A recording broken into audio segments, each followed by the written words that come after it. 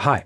The fifth essay in The Art of Literature is titled On Men of Learning, and it contains Schopenhauer's sustained critique of the learned men of his time, the wise men, the university professors and students, the Hegelians, among others.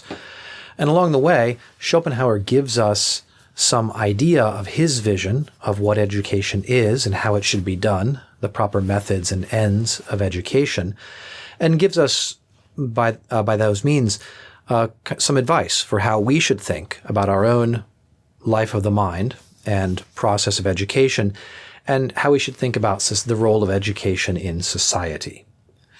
I'm going to take this essay in 4 parts. In the first part, Schopenhauer enumerates the vices of the modern university, both faculty and students. Keep in mind, for him, modern means the 1840s and 1850s. In the second section, he talks about the difference between treating knowledge as an end and treating knowledge as a means. In the third section, he goes over some popular errors about learning and the life of the mind, and he has some really fantastic metaphors in this part to put across his point of view. I think you'll enjoy them. And in the final section, he contrasts the specialist with the generalist and talks about both the nature and the necessity of specialization in modern learning and knowledge, but also the remaining necessity for certain men of genius who will, by their very nature, by the very task that they perform, have to be generalists. And so I think you'll enjoy that concluding reflection that Schopenhauer ends this essay with, or that I should say that Saunders ends this assembled essay of Schopenhauer's with. So I said the first section would be his attack upon the modern university, and here it is. When one sees the number and variety of institutions which exist for the purposes of education, and the vast throng of scholars and masters, one might fancy the human race to be very much concerned about truth and wisdom. But here, too, appearances are deceptive. The masters teach in order to gain money, and strive not after wisdom, but the outward show and reputation of it. And the scholars learn not for the sake of knowledge and insight, but to be able to chatter and give themselves airs. Every 30 years a new race comes into the world, a youngster that knows nothing about anything, and after summarily devouring in all haste the results of human knowledge as they have been accumulated for thousands of years, aspires to be thought cleverer than the whole of the past. For this purpose he goes to the university, and takes to reading books, new books, as being of his own age and standing. Everything he reads must be briefly put, must be new. He is new himself. Then he falls to and criticizes. And here I am not taking the slightest account of studies pursued for the sole object of making a living. Students, and learned persons of all sorts and every age, aim, as a rule, at acquiring information rather than insight. They pique themselves upon knowing about everything, stones, plants, battles, experiments, and all the books in existence. It never occurs to them that information is only a means of insight, and in itself of little or no value, that it is his way of thinking that makes a man a philosopher.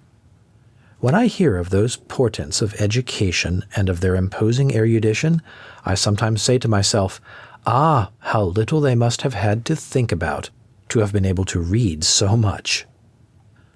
And when I actually find it reported of the elder Pliny that he was continually reading or being read to, at table, on a journey, or in his bath, the question forces itself upon my mind whether the man was so very lacking in thought of his own that he had to have alien thought incessantly instilled into him, as though he were a consumptive patient taking jellies to keep himself alive.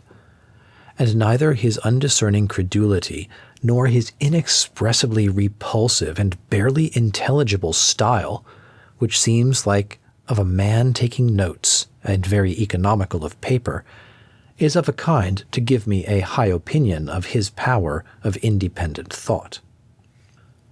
We have seen that much reading and learning is prejudicial to thinking for oneself. And in the same way, through much writing and teaching, a man loses the habit of being quite clear, and therefore thorough in regard to the things he knows and understands, simply because he has left himself no time to acquire clearness or thoroughness. And so, when clear knowledge fails him in his utterances, he is forced to fill out the gaps with words and phrases. It is this, and not the dryness of the subject matter, that makes most books such tedious reading. There is a saying that a good cook can make a palatable dish even out of an old shoe, and a good writer can make the driest things interesting. Schopenhauer tells us here that part of the problem with men of learning and with institutions of learning and the people who occupy them is their vanity, their obsession with show, with making an appearance, with cutting a figure, with the appearance of wisdom as opposed to the actuality, the possession of wisdom. This, he thinks, disfigures the entire process. The masters, the teachers are vain and showy. The students themselves are there for the wrong purpose and are pursuing the wrong kinds of activities and methods. I think he makes a nice observation here as well about the cult of the new, right? The student comes in, the student is new, he doesn't know anything yet, he's sort of the product of the current generation, and there's a certain kind of educator who will appeal to the student by saying, you are new and good, and here are some other new ideas, new things that are also new and also good for you, so that the student seeks out something that is new like himself. And this leads to his neglect of things that are old, things that are tested, things that are traditional, leads to a neglect of the study of Greek and Latin, which Schopenhauer has already lamented in the previous essay. So this sort of feeding into, this almost feels like a kind of 19th century version of the customer service, customer satisfaction model of higher education that Schopenhauer's identified, but especially this emphasis upon, insistence upon having what is new and cutting edge. He also makes an observation which I've heard made quite recently in a podcast I recorded a week or so ago about the contrast between gathering information and seeking insight.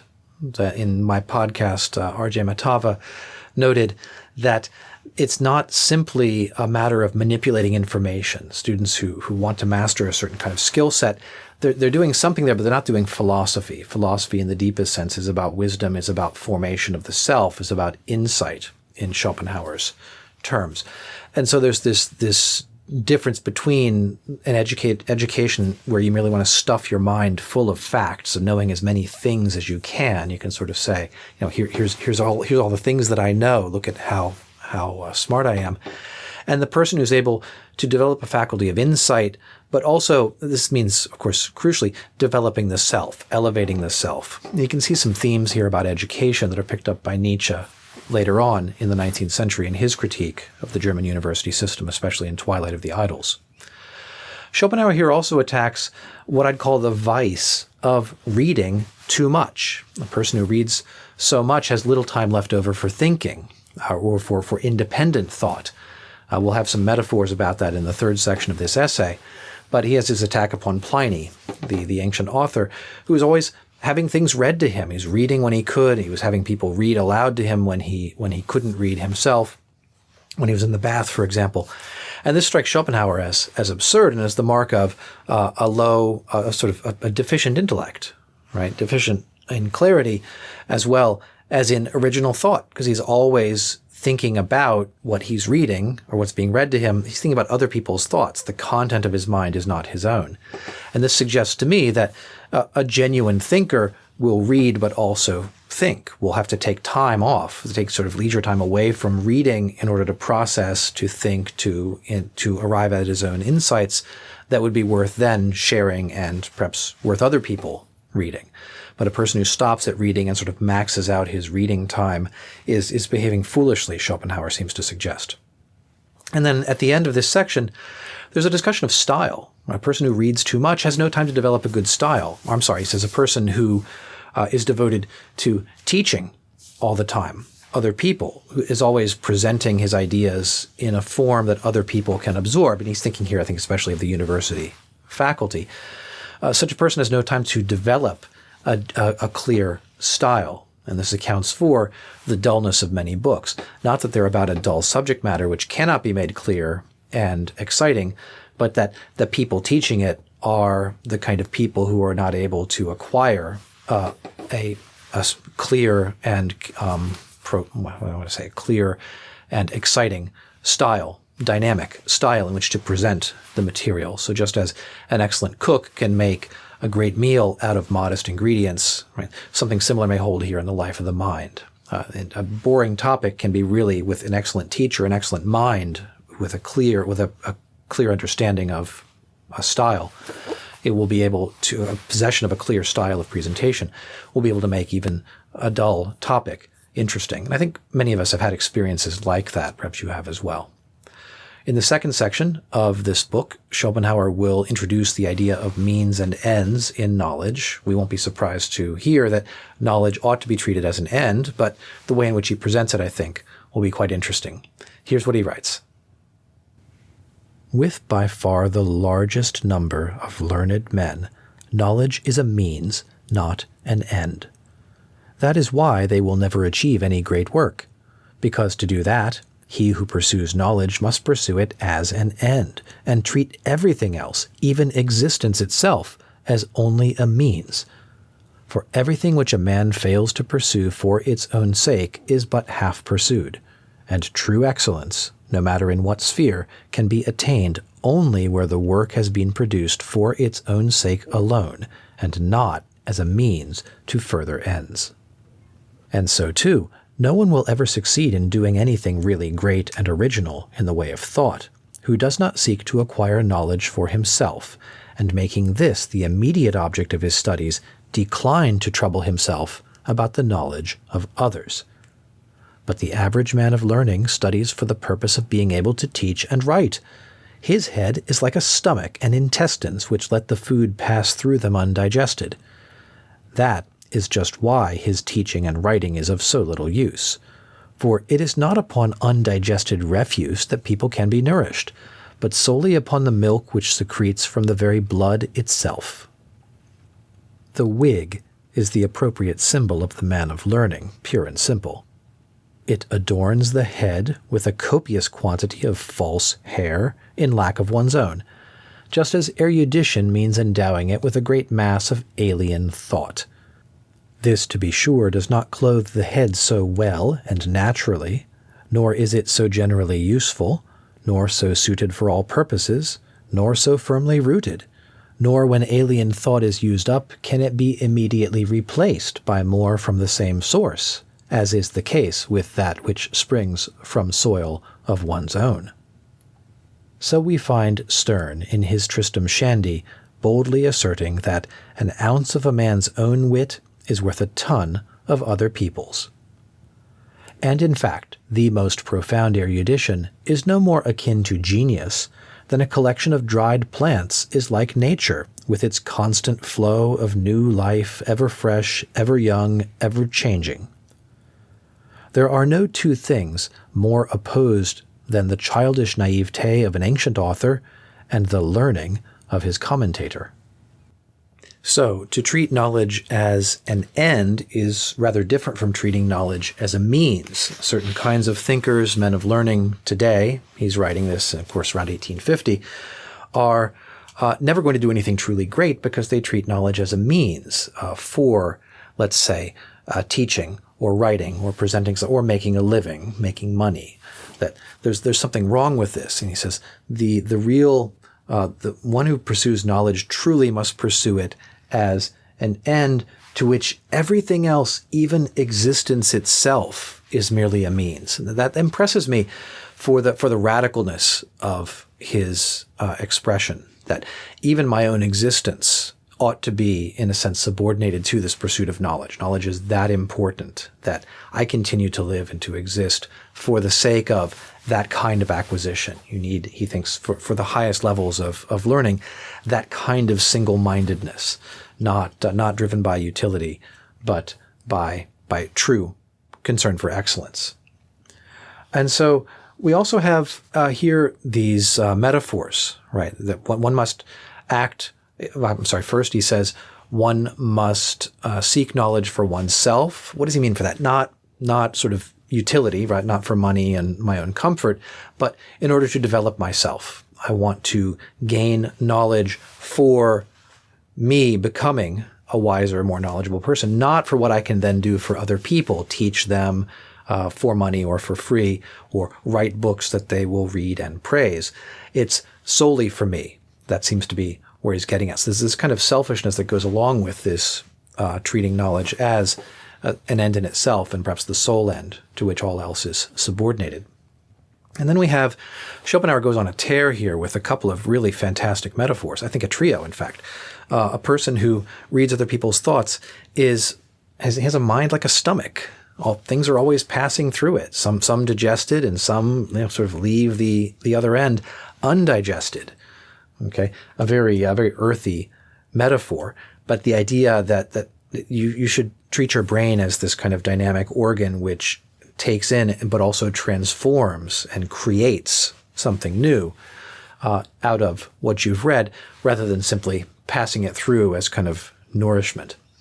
I don't know what to make of this metaphor about the milk that secretes from the blood. I think something must have been lost in translation there, but I'm not going to take the time to look up the original German just now. And then my favorite metaphor, I think, of this whole essay, the wig. The wig is the perfect symbol for the man of learning. It adorns the head with a copious amount of false hair to make up for the lack of one's own. So I have more hair when I'm wearing a wig. I look like I have more. Erudition endows the mind, replaces creativity in the inferior mind. It doesn't clothe the head so well and naturally, nor is it generally so useful or suited to the purpose as the original would have been, as having original thoughts would obviously be best, but you can get by being just very knowledgeable and erudite. Nor so firmly rooted. That's a nice use of the wig metaphor, right? That the hair comes off when you pull it. Nor when alien thought is used up can it be immediately replaced, right? You can grow. You cut your hair, it grows back. You cut the wig, that's it, right? It's static in a way that the mind should not be, and the mind's knowledge springs from a soil that is one of one's own. And so this quote from Tristram Shandy, an ounce of one man's own wit is worth a ton of other people's wit. You don't want to get by on borrowed wit, on borrowed wisdom and knowledge. You might think this would be thinking like or speaking like an LLM, right? An AI model, right? Somebody asks you a question and you sort of are able to consult your data banks and to pull out the best answer from all the ones that you've memorized, that you have access to. Well, this may be admirable in its own way, but it's certainly not thinking, it's not producing, it's not insight, it's not wisdom of the kind that I think Schopenhauer is speaking about here. And then finally, this metaphor of the dried plants, right? That the most profound erudition is no more akin to than a collection of dried plants is like nature with its constant flow. So imagine, an oregano plant, a basil plant, okay, growing, producing fresh leaves out of the earth in nature versus, a jar of dried, crushed oregano. It's quite fine and maybe even more useful for some purposes, but once you've used it up, it's gone, no more grows, etc., etc. So I like that metaphor as well.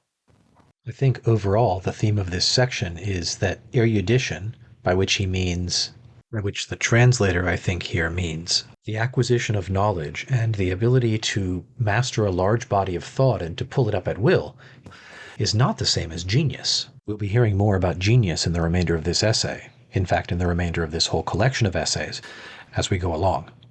The next section, I said, will be about popular errors concerning the process of learning, the life of the mind, and the right attitude to take towards men of learning. Here it is. Dilettanti, dilettanti. This is the slighting way in which those who pursue any branch of art or learning for the love and enjoyment of the thing, per il loro diletto, are spoken of by those who have taken it up for the sake of gain, attracted solely by the prospect of money. This contempt of theirs comes from the base belief that no man will seriously devote himself to a subject unless he is spurred on to it by want, hunger, or else some form of greed. The public is of the same way of thinking, and hence its general respect for professionals and its distrust of dilettanti. But the truth is that the dilettante treats his subject as an end, whereas the professional, pure and simple, treats it merely as a means. He alone will be really in earnest about a matter who has a direct interest therein, takes to it because he likes it, and pursues it con amore. It is these, and not hirelings, that have always done the greatest work. In the Republic of Letters, it is as in other republics. Favor is shown to the plain man, he who goes his way in silence and does not set up to be cleverer than others. But the abnormal man is looked upon as threatening danger. People band together against him and have, oh, such a majority on their side. The condition of this republic is much like that of a small state in America, where every man is intent only upon his own advantage and seeks reputation and power for himself, quite heedless of the general weal, which then goes to ruin. So it is in the Republic of Letters.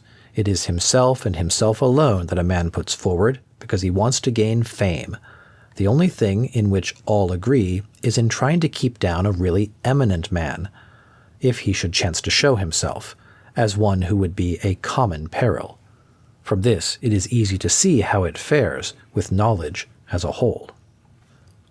Between professors and independent men of learning, there has always been, from of old, a certain antagonism, which may perhaps be likened to that existing between dogs and wolves. In virtue of their position, professors enjoy great facilities for becoming known to their contemporaries. Contrarily, independent men of learning enjoy, by their position, certain facilities for becoming known to posterity, to which it is necessary that, amongst other and much rarer gifts, a man should have a certain leisure and freedom. As mankind takes a long time in finding out on whom to bestow its attention, they may both work together side by side. He who holds a professorship may be said to receive his food in the stall, and this is the best way with ruminant animals. But he who finds his food for himself at the hands of nature is better off in the open field.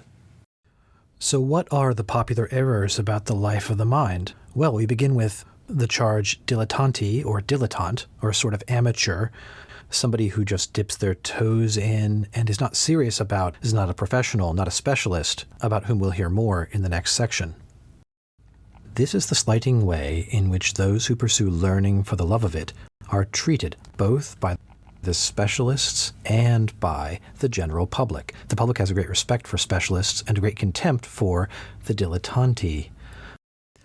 But the truth is, he says, that the dilettante treats his subject as an end, whereas the professional treats it as a means to social respectability, a means to money, etc., etc. It is these, and not the hirelings, who have always done the greatest work, an overall theme of this essay.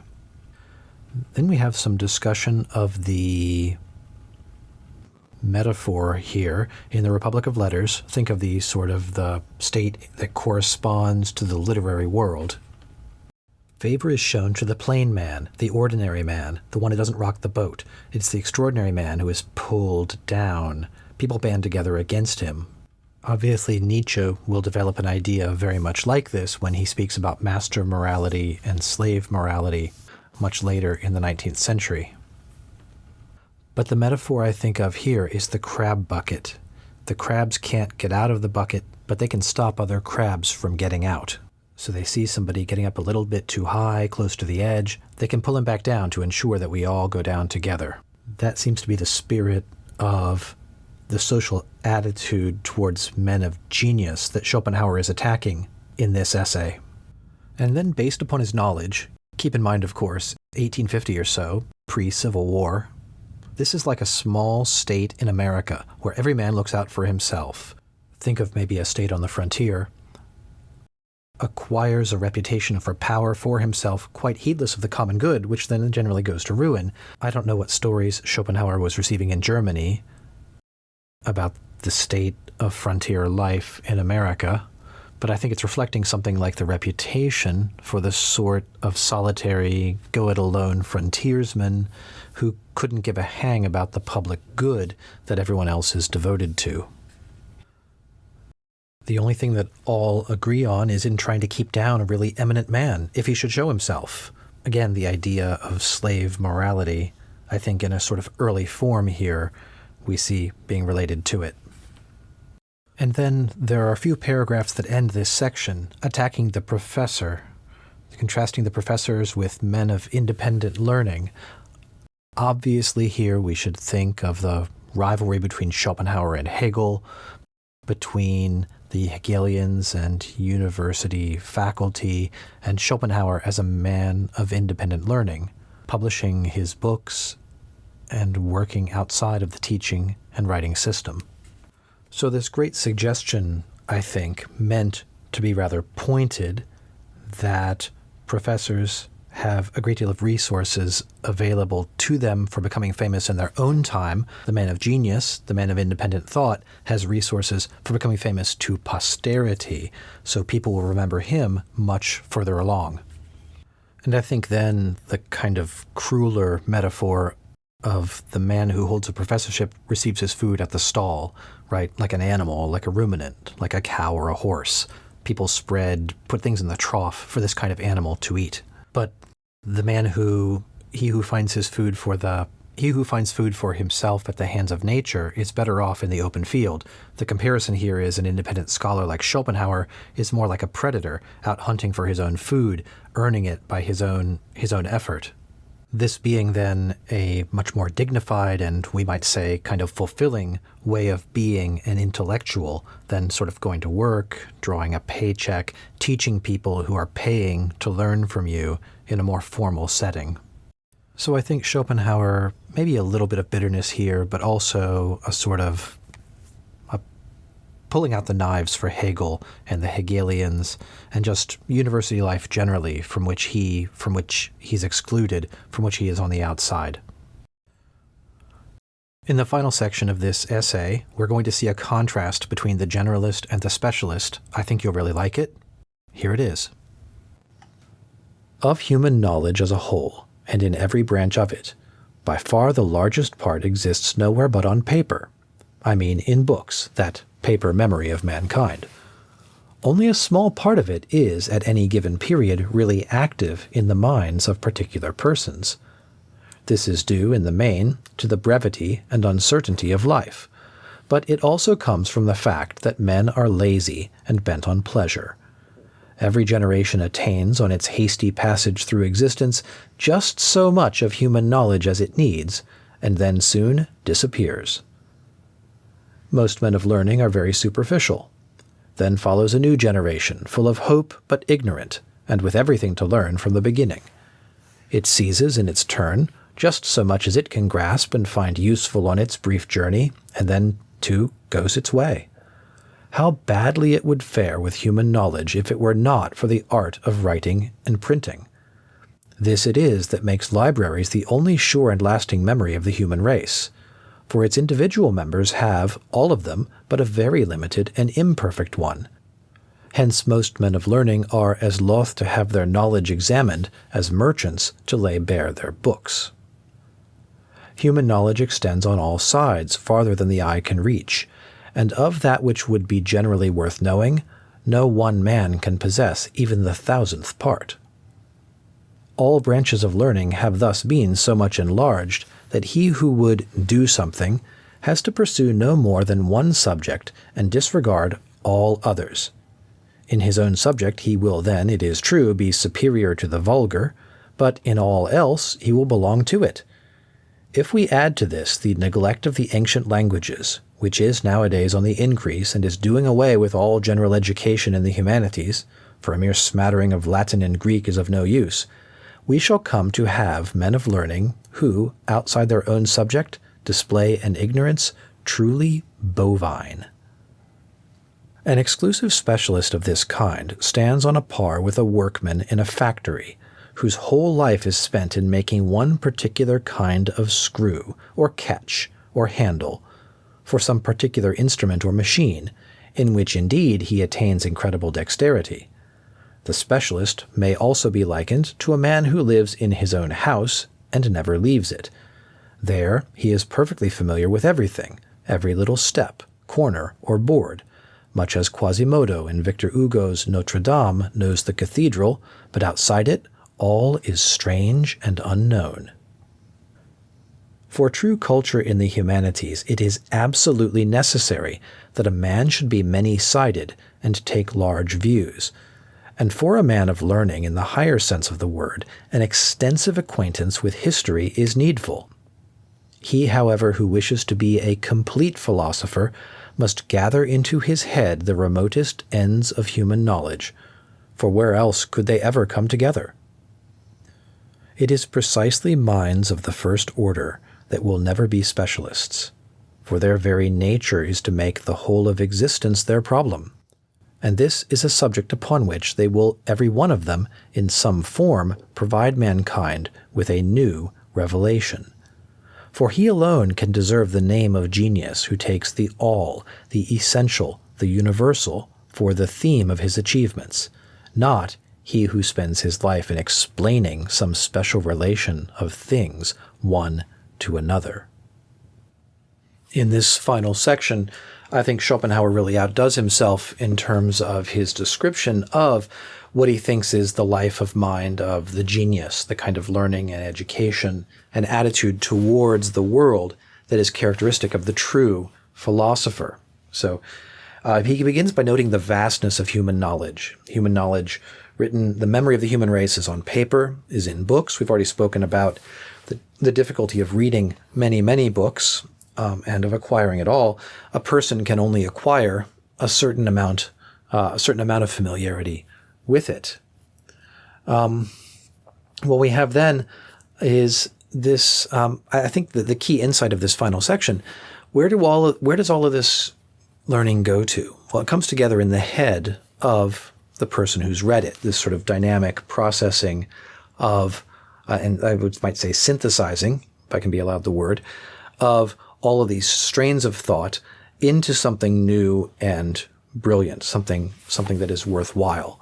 And this is really where we need to have at least some people, men of genius, true philosophers, working on behalf of the human race. If we lose these, we lose something that is vital. I don't know if we all become last men, as Nietzsche might have said, but something important is lost.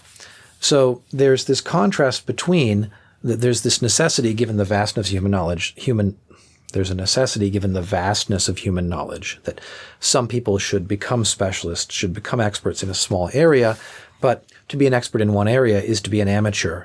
It is to be ignorant in every other area. And so if we have nothing but specialists in different areas, what we have is a kind of almost total ignorance. We've got every person who's 1% wise in his area and 99% ignorant in every other area. We need something more than that. Otherwise, we're all like the hunchback character in The Hunchback of Notre Dame, right? We know our own particular spot. We don't know the whole. How do we come to know the whole? How does that kind of knowledge enter into the human race?